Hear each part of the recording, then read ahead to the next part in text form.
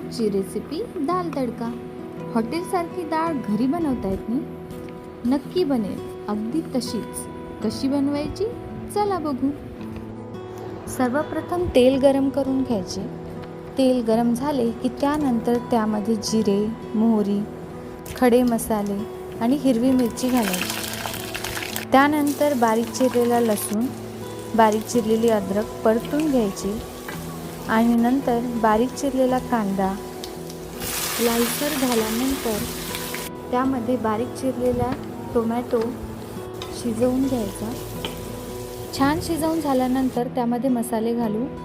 लाल तिखट, हळद, मीठ, धनेपूड, गरम मसाला आणि दाल तडका मसाला छान मिक्स करून घेऊ. आता शिजवलेली डाळ म्हणजे वरण मिक्स करून घेऊ.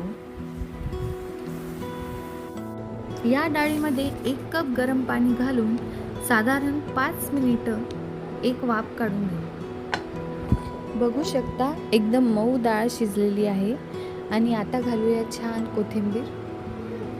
तर अशा प्रकारे आपली डाळ तयार आहे. आता आपण काढून घेऊ आणि या डाळीवर तडका कसा बनवायचा ते बघू. कडकडीत तेल गरम करून त्यात मोहरी, लाल मिरच्या, बारीक चिरलेला लसूण, जिरे, लाल तिखट छान मिक्स करून घ्यायचं. आणि हा दाल तडका डाळीवर घालूया आपण. छान आवाज येतोय. त्यावर थोडीशी कोथिंबीर. अशा प्रकारे आपली डाळ तडका तयार आहे. नक्की ट्राय करा. एकदम टेस्टी अशी हॉटेलवाली दाल तडका घरीच.